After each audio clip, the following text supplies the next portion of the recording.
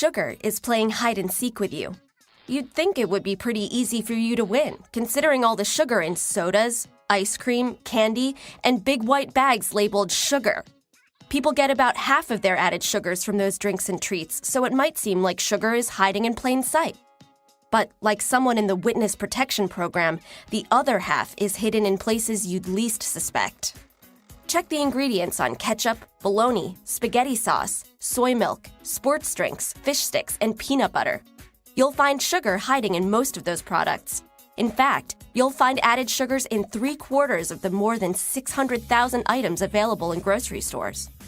But how is sugar hiding? Can't you just look on food labels? It's not that easy. Just like your friend Robert might go by Bob, Robbie, Rob, Bobby, or Roberto, added sugar has a lot of aliases. And by a lot, we don't mean 5 or 6. Try 56. There's brown rice syrup, barley malt, demerara, Florida crystals, muscovado, and of course, high fructose corn syrup, sometimes called HFCS or corn sugar. Even sugar's tricky nicknames have nicknames. Grape or apple concentrate has the same effect on your body as its 55 sugary twins. And even though organic evaporated cane juice sounds healthy, when you evaporate it, you get sugar. Chemically speaking, it's all the same. And even trickier, when multiple added types of sugars are used in one product, they get buried down in a long list of ingredients. So the sugar content might appear to be okay, but when you add them all together, sugar can be the single biggest ingredient. Currently, the FDA doesn't suggest a recommended daily limit for sugar, so it's hard to tell if the 65 grams in a bottle of soda is a little or a lot. But the World Health Organization recommends limiting sugar to just 5% of your total calories, or about 25 grams per day. So 65 grams is well over twice that amount. But just what is sugar? What's the difference between glucose and fructose?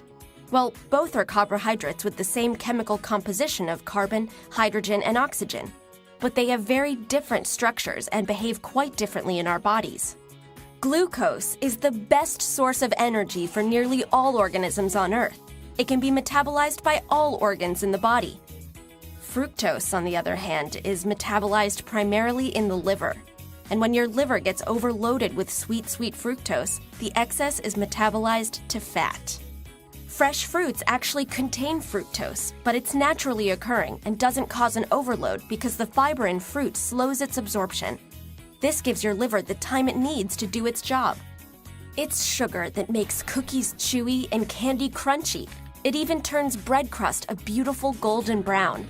It's also a great preservative. It doesn't spoil or evaporate, so the foods it's added to are easier to store and ship long distances and tend to be cheaper.